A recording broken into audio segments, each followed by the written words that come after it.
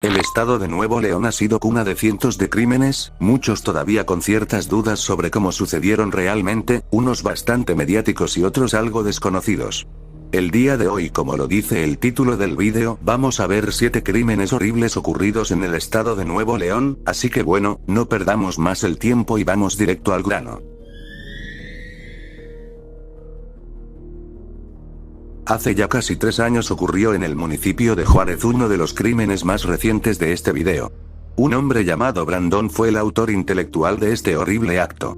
Verán, todo empezó mientras trabajaba en un call center, en el cual conoció a la que posteriormente sería su pareja, con la cual tendría una relación normal hasta cierto punto, y digo eso porque bueno, no era tan normal realmente, era de hecho una pareja disfuncional, de esas que a cada rato se separan y vuelven. Hubo un momento en que Brandon comenzaría a portarse más violento, llegando a un punto de maltratar a su pareja. A su vez se mencionaba que Brandon empezó a tener ciertas adicciones con sustancias ilícitas, empeorando aún más su comportamiento, razón por la cual 3 meses antes del siniestro, su familia lo metería en un centro de rehabilitación con la esperanza de que su situación mejorara, aunque a petición de sus familiares, Brandon saldría anticipadamente del centro de rehabilitación. Ahora bien, nuestra historia comienza un sábado 16 de octubre del año 2021, el padrastro y la madre de Brandon saldrían junto a su nuera y sus nietas con el propósito de irse a comer. Llegada la noche, en la colonia Mirador de San Antonio en el municipio de Juárez, ya con la familia reunida en la casa, es que ocurriría el lamentable suceso. Brandon acabaría con la vida de su madre, su padrastro, su pareja y sus 2 hijas utilizando un arma blanca. Por obvias razones los vecinos habrían escuchado los gritos, por lo cual la policía fue a dar a la casa donde había ocurrido el crimen, pero dada la obvia ineficiencia de las autoridades, Brandon solo les mencionó que no pasaba nada, ellos lo creyeron y se retiraron. El multihomicida pasó la noche junto a los cadáveres, hasta el día siguiente donde finalmente confesaría su crimen ante las autoridades del municipio de San Pedro. Apenas en el reciente año 2024 se le daría una condena de 205 años de prisión por los delitos de feminicidio y homicidio calificado. Ahora nos trasladaremos a la colonia Periodistas de México, en el municipio de Monterrey, donde bueno, iremos al grano sobre lo que sucedió. Realmente a diferencia de otros casos, en este se tiene muy poca información, salvo una que otra fuente que relata lo sucedido. María del Carmen Hernández de 42 años en ese entonces sería la autora de un crimen inimaginable. Los vecinos de aquella colonia reportaron con las autoridades unas cuantas cosas que les habían parecido sospechosas. Primero, se mencionaba de la presencia de múltiples personas que repetían una sola palabra, Satanás. Acompañado a eso, se escuchaban los gritos de un niño.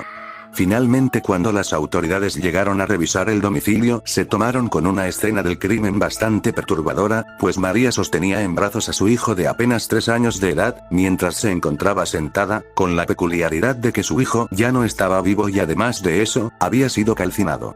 Junto a eso, se encontró una tina hecha de láminas con manchas de sangre, madera quemada y un encendedor.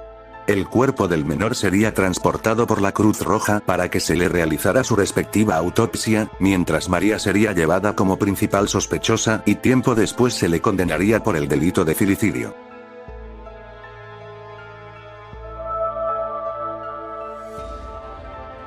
¿Alguna vez te habías imaginado a un joven de 14 años ser el autor de un crimen? Pues algo así pasó en este caso. En el ya lejano año de 2005, el joven Edgar Yair de 14 años de edad en ese entonces, había invitado a Carlos Antonio de 6 años a ir al río La Silla en el municipio de Guadalupe. Este último accedió, y una vez ahí, Edgar intentó convencerlo de tener relaciones sexuales, cosa que claramente Carlos no quería. Posteriormente Edgar mencionó haber abusado de Carlos, pero dado que este último había comenzado a llorar y lo amenazó de acusarlo con su madre, Edgar tomó la decisión de acabar con su vida, golpeándolo con un bloque de concreto en la cabeza. Posteriormente, cuando se comenzaron las investigaciones debido a la desaparición del menor, Edgar tuvo el descaro de mentir, diciendo que Carlos se había ido con un hombre homosexual.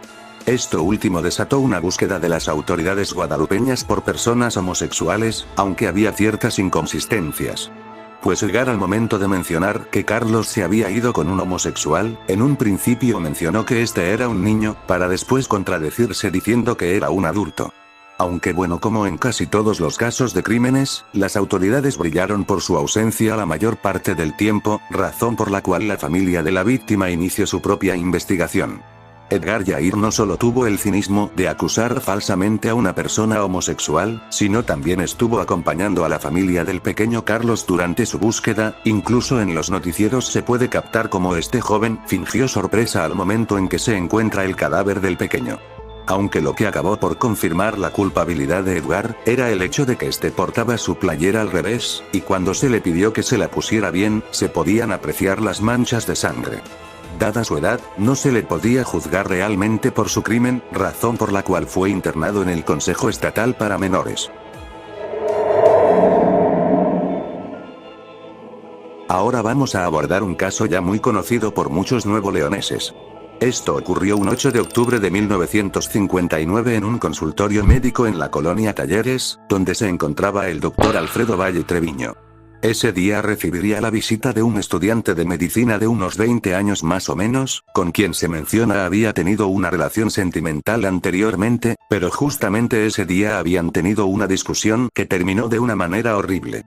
Alfredo Valle le inyectó pentotal sódico, medicamento que puede ser usado como anestésico, a su vez, utilizando un bisturí le cortó la garganta, cosa que provocó que este muriera desangrado, posteriormente lo descuartizaría de una forma bastante perfecta, pues a palabras de él, lo había hecho de una forma tan minuciosa que durante el corte no tocó ni un solo hueso, posteriormente pondría su cuerpo ya en partes en una caja, la cual llevaría en su auto y la dejaría en un terreno baldío en el municipio de Guadalupe. Tiempo después las autoridades encontrarían esa caja y darían con Alfredo Valle para posteriormente detenerlo. Además de ser culpado por el asesinato del estudiante de medicina, se le acusaría de otros crímenes que nunca pudieron ser probados. Ya en el penal del Topo Chico pasaría algo bastante curioso, pues en el año de 1963, Thomas Harris iría al penal del Topo Chico con el propósito de entrevistar a un criminal estadounidense que se encontraba ahí, criminal que también mencionaremos aquí. Bueno, la cosa está en que aquel criminal había intentado escapar del lugar, pero sería atrapado por los guardias quienes le dispararían, hiriéndolo de gravedad. Aquí es donde aparece Valle Treviño, quien le salvaría la vida a aquel criminal estadounidense. Una vez terminada la entrevista a este último, Thomas Harris, pensando que Valle era el doctor de aquella prisión, le había hecho una invitación a ir a tomar un té si es que este iba de visita al estado de Texas, a lo que Valle aceptó. Después Thomas Harris le preguntaría al director del penal una duda que tenía respecto a cuánto tiempo tenía Valle siendo doctor de aquella prisión, a lo que el director le mencionaría la verdad, diciéndole que Valle no era trabajador de la prisión, sino que de hecho, era un criminal. Este hecho inspiraría a Thomas para crear posteriormente al famosísimo personaje de Hannibal Lecter, quien aparecería por primera vez en la novela de El Dragón Rojo.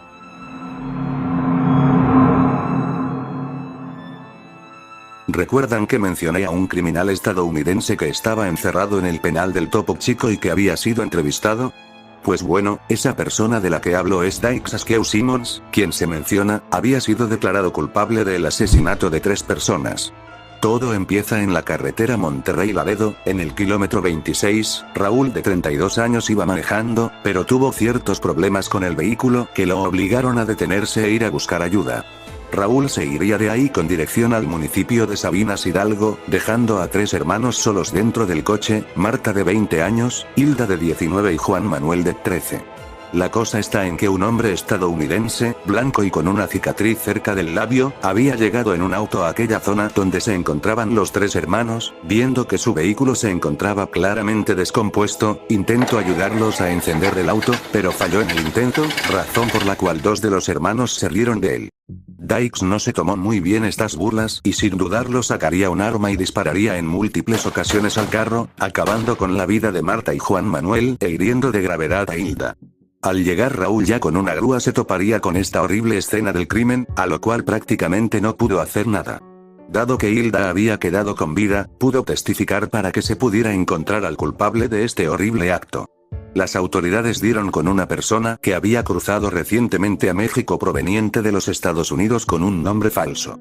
Aunque fue algo dudosa la forma en que este hombre fue declarado culpable, pues salvo una que otra referencia que había sido dada por Hilda, casi nada coincidía con las descripciones que le había dado a las autoridades. De hecho, Simmons no era el único sospechoso, pues había otros hombres a los que también se les acusaba del crimen. Hilda de manera algo dudosa le pidió a Dios que la perdonara en caso de estar equivocada, pero que a su criterio, Simmons era el culpable del acto. Posteriormente Hilda fallecería y Simmons, sin muchas pruebas en su contra, sería mandado al penal del Topo Chico, donde siempre negó todo de lo que se le acusaba y donde además, ocurriría la entrevista que mencionamos en el punto anterior.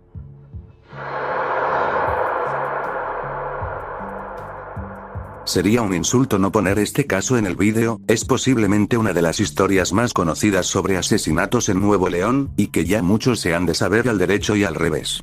Nos remontamos al año 1933 en la calle Aranberry, donde vivía la familia Montemayor, compuesta por Antonia Lozano, Florinda y Delfino, quien se encontraba trabajando en la fundidora de Monterrey.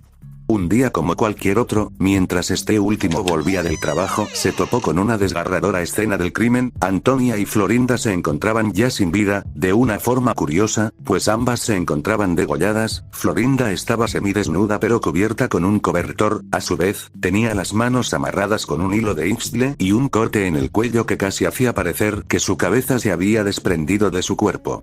En el caso de Antonia, esta sí se encontraba con ropa. Lo raro era que no había señal de que alguien hubiera forzado la entrada, tal pareciera que el culpable del delito era alguien que las víctimas conocían, y así fue, pues tras las investigaciones por parte de las autoridades, se supo que los sobrinos de Delfino Montemayor, de nombres Fernando y Eliodoro, habían cometido el brutal crimen, todo esto gracias a un robo, pues además de encontrar los cadáveres de Antonia y Florinda, Delfino Montemayor se dio cuenta que faltaban varios objetos en la casa. Tras algunas investigaciones, las autoridades dieron con una carnicería donde se encontraba uno de los cómplices de aquel acto, Gabriel Villarreal. Además, se encontraron algunas prendas que estaban completamente llenas de sangre, lo que aclaró el caso. Posteriormente de que se le declarara culpable a los dos sobrinos y sus cómplices, serían transportados al municipio de Zuazua, donde les aplicarían la famosísima ley.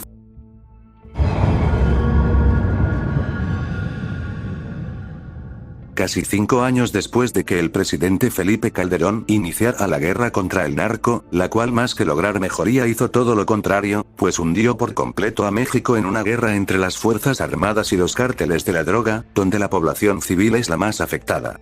Casos de narcoterrorismo como el de la celebración del Grito de Independencia en Morelia en el año 2008 o el caso de un coche bomba en Ciudad Juárez son ejemplos del daño que el crimen organizado le estaba haciendo al país. Nuevo León no sería la excepción, pues dada su ubicación y el hecho de tener frontera con los Estados Unidos, lo hacía una zona muy peleada por varios carteles. Pero bueno, nos remontamos al 25 de agosto del año 2011, donde un grupo de delincuentes del cártel de la última letra del abecedario, iban a bordo de 4 vehículos en dirección al Casino Royale. Estos vehículos eran un sedán, un Mini Cooper, una GNC azul y una camioneta Chevrolet Equinox.